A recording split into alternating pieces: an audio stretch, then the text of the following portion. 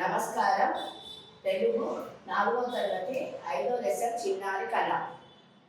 కళ ఈరోజు బొమ్మను చూడండి, ఆలోచించి మాట్లాడండి.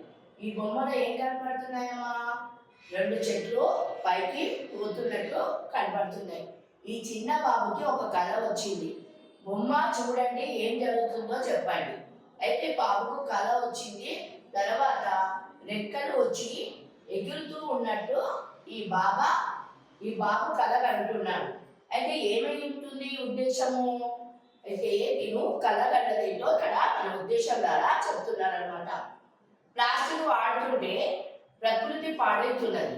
దాంతో మనము కష్టపడుతున్నాం, మిగిలిన జీవులు మోసపడుతున్నాయి. అయితే ఇలా ప్లాస్టిక్ మనకు ఎట్లా నష్టం కలిగిస్తుందో దాని వాడకాన్ని ఎందుకు తగ్గించుకోవాలో తెలపడమే ఈ పాఠం యొక్క ఉద్దేశం. అయితే ఈ పాఠం యొక్క ఉద్దేశం ఏమై ఉంటుంది అంటే ప్లాస్టిక్ వాడకూడదు అని ఈ పాఠం యొక్క ఉద్దేశం. అయితే ఇక్కడ మనకు కళలు రావడం సహజం. ప్రజ్ఞకు కూడా కళ వచ్చింది.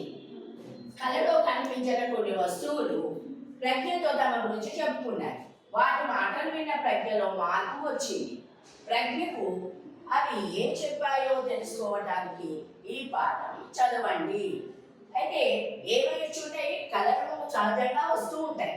ఆ సహజంగా దానికి ఏమొచ్చిందంటే, మామూలుగా కళలు ఎలా అంటాము? మన తోటకు వెళ్ళినట్టు, సినిమాకి వెళ్ళినట్టు అలా కళగంట. అట్లానే ప్రజ్ఞ కూడా ఒక కళగంట. ఆ కళ ఏంటి అంటే, ఆ రోజు ఆమెకి కొత్త పుస్తకాలు వచ్చాయి. ప్రజ్ఞకు ఆ రోజు కొత్త పుస్తకాలు వచ్చాయి. తన వద్ద చాలా కథల పుస్తకాలు కూడా ఉన్నాయి. కథల పుస్తకాలు, తరగతి పుస్తకాలు చదువుకోవాలనుకున్నది.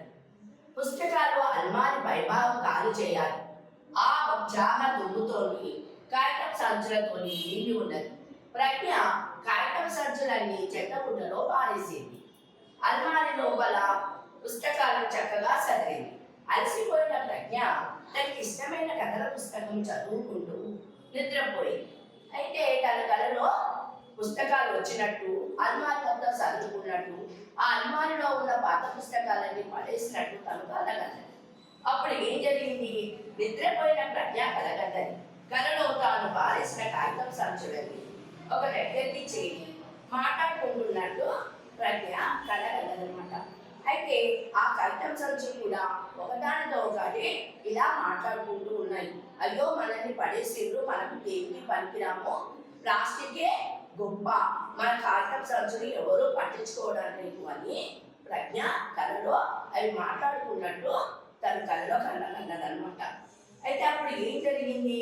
ప్రజ్ఞ ఇలా కథల పుస్తకాలన్నీ చదువుతూ ఉండడంతో నిద్రపోయిన ప్రజ్ఞకు కూడా ఏమనిపించింది? ఆ పుస్తకాలన్నీ తీసి ఒక అల్మారిలో చదివినట్టు మంచి తెల్లారగాని తనకు ఈ కళ ఎలా వచ్చింది అని ఆలోచిస్తూ ఉన్నదన్నమాట. ఆ మాటలను ప్రజ్ఞ శ్రద్ధగా వింటున్నది. ఇప్పుడు మనల్ని ఎవ్వరూ పట్టించుకుంటూ లేదు. ఇంతకుముందు అయితే ప్రజ్ఞ వాళ్ళ అమ్మాయిలకు ఇప్పుడంతా ప్లాస్టిక్ యుగమే కదా, కాగితం సంచులు ఎవరికి కావాలి? కుర్చీలు, బల్లలు, గిన్నెలు, డబ్బాలు అన్నీ ప్లాస్టిక్ మయమే. ఎటు చూసినా ప్లాస్టికే. ప్లాస్టిక్ చివరికి ఎన్నికల ప్రచారానికి ఉపయోగించే జెండాలు, ఫోటోలు కూడా బట్టతో చేసినవి కాక ప్లాస్టిక్వే కదా. అందరికీ ప్లాస్టిక్ పిచ్చే పట్టింది అన్నది మరో సంచి. ఈ మాటలు విన్న ప్రజ్ఞ కాగితం సంచులతో ఇట్లా అన్నది, అవును, మరి ప్లాస్టిక్ తో ఎన్నో లాభాలున్నాయి కాబట్టి అందరికీ ప్లాస్టిక్ పై మోజు పెరిగింది. ప్లాస్టిక్ వస్తువులు ఆకర్షణీయంగా ఉంటాయి. మట్టి వస్తువులు లెక్క అవి తొందరగా పగిలిపోవు. అట్లానే కాగితం వస్తువులు లెక్క నీళ్లు తగులుతాని చినిపోయి స్టీల్ వస్తువులు లెక్క ఎక్కువ ఖరీదు కూడా ఉండవు. ప్లాస్టిక్ తో ఎంతో నష్టం ఉంది, అది తెలుసా నీకు అని మరో కాగితం సంచి ప్రజ్ఞతో అన్నది. తెలియదు అన్న ప్రజ్ఞతో కాగితం సంచి ఇట్లా అన్నది, అందుకే విను, కాగితం సంచులు మట్టి వస్తువులు, కట్టె వస్తువులు పాడైనప్పుడు వాటిని పారేస్తారు కదా అని కొన్ని రోజుల తర్వాత దానికి మట్టిలో కరిగిపోతాయి. అంటే ఏమవుతుంది ప్రజ్ఞ, ప్లాస్టిక్ సంచులు వచ్చిన తర్వాత కాగితం సంచులకి ఎక్కువ విలువ ఇవ్వట్లేదు కాబట్టి మనల్ని లెక్క చేయట్లేదు అని గల కంటూ ఉన్నదన్నమాట ప్రజ్ఞ.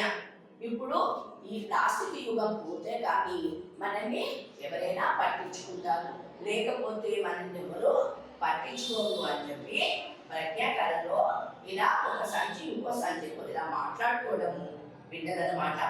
అలా విన్న తర్వాత పాపం ప్రజ్ఞ కూడా ఒక ఐడియా వచ్చింది. ఏమని? ఈ మాట విన్న ప్రజ్ఞ కాగితం సంచులతో ఇవ్వాలని. అవును, మరి ప్లాస్టిక్ లో ఎన్నో లాభాలు ఉన్నాయి కాబట్టి అందరికి ప్లాస్టిక్ పై మొదలు పెరిగింది. ప్లాస్టిక్ వస్తువులు ఆకర్షణీయంగా ఉంటాయి కదా, అందుకే వాటిని అందరూ తీసుకుంటున్నారు. అవి ఎక్కువ తడిచిన ఖరాబు కావు, చిరుగవు, అందుకే చాలా మంది ప్లాస్టిక్ వైపే తిరుగుతున్నారు అని విన్నదనమాట. ఇలా విన్న తర్వాత ఒక పెద్ద కాగితం సంచి ఇలా చెబుతుందన్నమాట. అలా చెప్తూ ఇట్లా మన అవసరాలు కావలసినంత వినియోగించడంతో తప్పలేదు, కానీ వృధా చేయడం సరికాదు కదా అని గాంధీ గారు ప్రకృతి వనరులను మనల్ని పెంచాలి, ప్రకృతి వనరులు పెరిగితే మనల్ని కూడా వాళ్ళు కాపాడుతూ వస్తారు అని చెప్పి ఈ కాగితం సంచులో ఒకటాను అన్నారనమాట. అందుకే ఇప్పుడు మనం ఏం చేయాలి? కాగితం సంచులే ఎక్కువ వాడడం మొదలు పెట్టాలి, ప్లాస్టిక్ని తక్కువ చేయాలి. ఎందుకంటే ప్రకృతిలో అవి కరగవు, ప్రకృతిలో కరగకుండా ప్రకృతి వనరుల లోపల జంతువులు కూడా తిని అవి చనిపోవడం జరుగుతుంది. కాబట్టి మనం ప్రకృతిని కాపాడుకొని ప్లాస్టిక్ని తగ్గించి కాగితాన్ని ఎక్కువగా ఉపయోగించాలి. కాబట్టి మనము ఇలాంటి కాగితం సంచుల్ని తయారు చేసుకోవాలి. సరేనా పిల్లలు? ఇలా చేసుకుందామా? సరే, తర్వాత ధన్యవాదాలు.